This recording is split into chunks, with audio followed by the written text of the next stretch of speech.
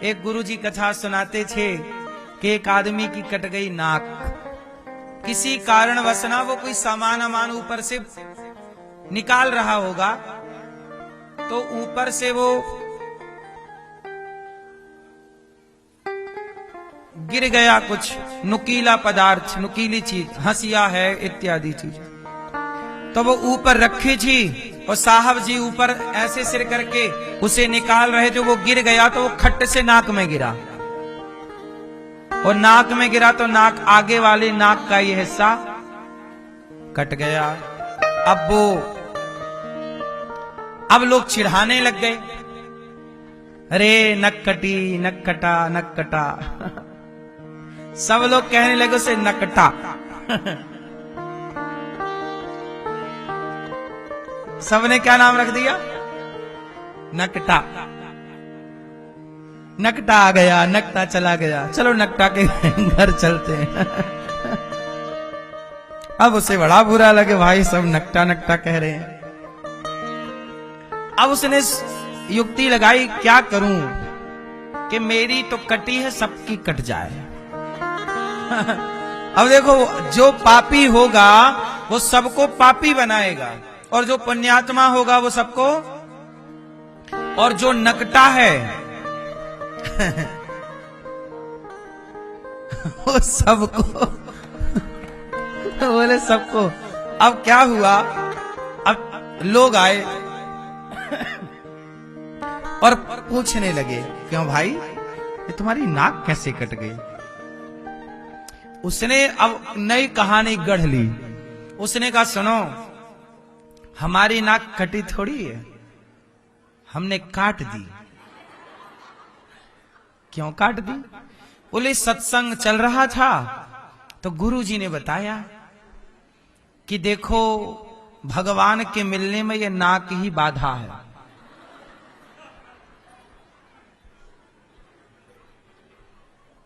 भगवान के मिलने में ये नाक बड़ी बाधा उत्पन्न कर रही है।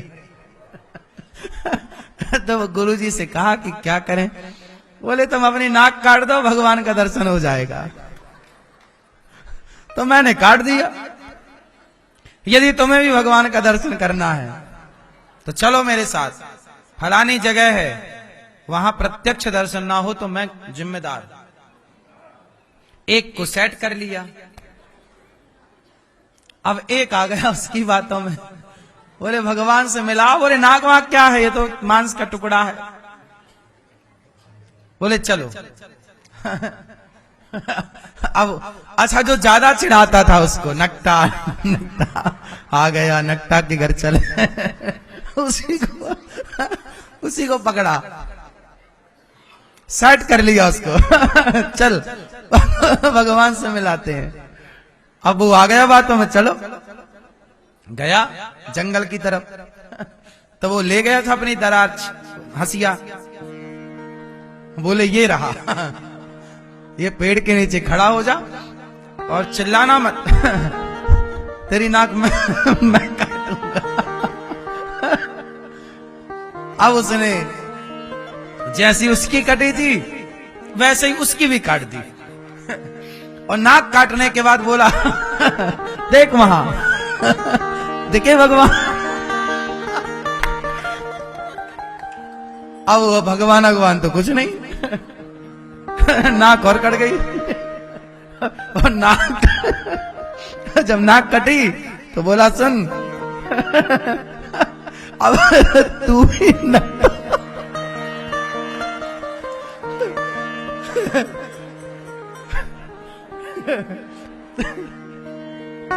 सुन, अब तू भी नकटा, मैं भी नकटा, अब दो नकटे।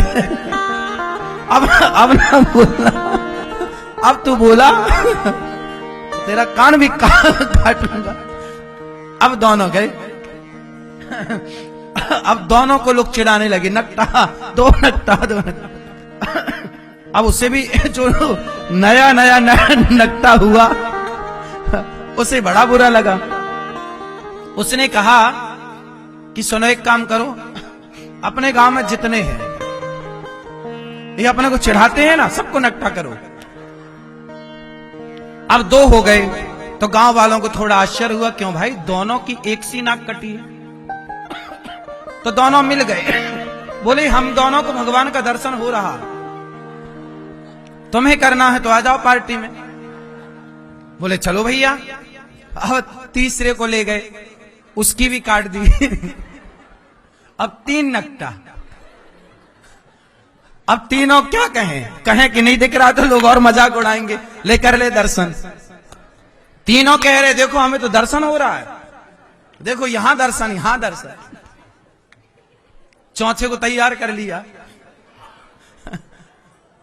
और चौथे की भी काट दी, 4 नकटा हो गए। ऐसे करते करते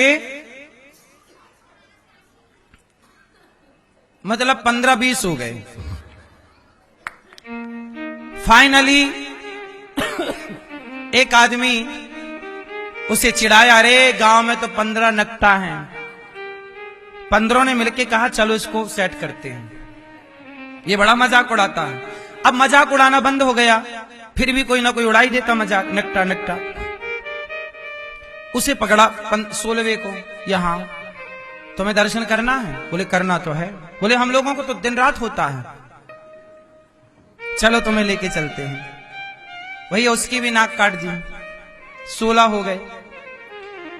लेकिन जब 16वां हुआ तो वो बड़ा समझदार है, उसने समझ लिया कि भैया ये सब ने हम सबको बेवकूफ बनाया है, किसी को कुछ दिख नहीं रहा, लेकिन हम नकटा हैं तो हम लोग सोच रहे हैं कि ये भी हो जाए। उसने गांव में आके सब कुछ बता दिया कि भाई साहब इनकी नाक कटी थी तो ये चाहते थे कि हमारी अकेली क्यों कटी रहे, तुम्हारी भी कट जाए। हम पे क्यों हंसे लोग, तुम पर भी हंसे, लेकिन सुनो हमारी भी तो इन्होंने काट दी। लेकिन आप लोग सावधान रहना कि कुछ दर्शन वर्शन नहीं है, ये आपको बेवकूफ बना रहे हैं और केवल लोग इनका मजाक ना उड़ाएं, हंसे ना, इसके लिए ये सब खेल रच रहे हैं। मेरी तो नाक कटी, तुम अपनी ना कटवाना। उसने आके सब कुछ बता दिया, सबको बात ठीक लगी कि ठीक है भाई, अब सब बच गए। तो कुल मिला के हम आपको ये कहानी इसलिए सुनाए कि जो व्यक्ति चोर होगा ना तो वो आपको भी चोर बना लेगा। हमारी टीम में आ जाओ, अपन मिलके चोरी करते हैं। कोई साधु होगा तो वो आपको भी साधु बना लेगा, आओ साधु बन जाओ हमारे साथ मिलके। इसका मतलब ये है कि इस धरती पर जो व्यक्ति जैसा होता है वो सामने वाले को वैसा बनाने का प्रयास करता है। इसलिए कहता हूं गलत के साथ चले गए तो वो आपको गलत बना देगा, और सही के साथ चले गए तो वो आपको सही बना देगा, क्योंकि दुनिया अपने जैसा बनाना चाहती है, अपने जैसा बनाना चाहती है। इसलिए आपसे निवेदन है कि आप उनके ही जैसा बनिएगा जो सही बने हैं। प्रहलाद जी अच्छे हैं तो सारे मित्रों को अपने जैसा बनाना चाहते हैं और कहते हैं कौमार आचरित प्राज्ञो धर्मान भागवतानिहा। ये मानव शरीर बड़ा दुर्लभ है मित्रों, आज मिला है कल मिले इसकी कोई गारंटी नहीं। इसलिए मैं बिना समय गवाए पिता की बात नहीं मानता। 16वां क्या बोला? 16वां बोला कि भाई कुछ भी नहीं है, ये केवल नाक काटने का इन्होंने एक षड्यंत्र रचा है, आप सबको बर्बाद करना चाहते हैं। हम कटी, हमारी कटी, तुम्हारी ना कटे। प्रहलाद जी बोले कि हमारे पिता जैसे हैं स्वयं दुष्ट, भगवान से वंचित, समाज को भी वंचित करना चाहते हैं। पर प्रहलाद जी बोले ना, मैं पिता की बात नहीं मानूंगा। और मित्रों भगवान का चिंतन करिए, इसी भजन से हम सबका कल्याण होगा। तो प्रहलाद जी वह 16वें हैं जो कहते हैं कि मैं संसार में आ तो गया, संसार के दुख में आ तो गया, लेकिन आप लोग दोबारा इस चक्कर में ना पड़ें। मैं अपना कल्याण भजन से कर लूंगा, पर आप लोग भी कल्याण कर ले, वरना यह 84 के चक्कर में हमारे पिताजी आपको डाल के रखेंगे पुनरपि जननम पुनरपि मरणम पुनरपि जननी जठरे शयनम के चक्र में। बात समझ में आई? इसलिए अब जैसे लोग क्या कहते हैं, अरे भैया ब्याह हो गया, नहीं हुआ कर लो ब्याह। ब्याह हो जाने के बाद फिर पूछते हैं कुछ है कुछ नहीं। अरे हमारा तो शादी के 1 साल बाद ही हो गया था, तुम्हारा तो 3 साल हो गए अभी तक नहीं हुआ। दुनिया हम सबको संसार में उलझाती चलती है। हम एक थे, 1 से 2 कर दिया जमाने ने शादी करके, 2 से 4 कर दिया, फिर 4 से बेटा बेटी की ममता में उलझ गए और ऐसे उलझते चले गए कि फिर हम कभी उस चक्रव्यूह से कभी निकले ही नहीं। और उसी में उलझे उलझे जैसे अभिमन्यु मारे गए, ऐसे गृहस्थी के चक्रव्यूह में आप मारे जाते हैं। चक्रव्यूह में जाना गलत नहीं है, चक्रव्यूह में जाना गलत नहीं है, पर जैसे गए थे वैसे लौटना भी सीख लो। अभिमन्यु ने जाना सीखा था पर आना नहीं सीखा। अर्जुन ने जाना भी सीखा है, आना भी सीखा है। तो गृहस्थी के चक्रव्यूह में यदि गए हो तो वापस आओ। जैसे गए हो संसार की ममता में, ऐसे वो ममता को अब समाप्त करके और इंसान हो, एक अच्छे व्यक्ति हो, भगवान में मन लगाओ। प्रहलाद जी बोले मानव जन्म मिल गया है, अब मैं इसे बिगाड़ना नहीं चाहता। हिरण्यकश्यपु, अच्छा प्रहलाद जी के मित्रों ने कहा कि भाई जिस चक्की का आटा तुम खाते हो वही मैं खाता हूं, तुम ऐसे क्यों हो?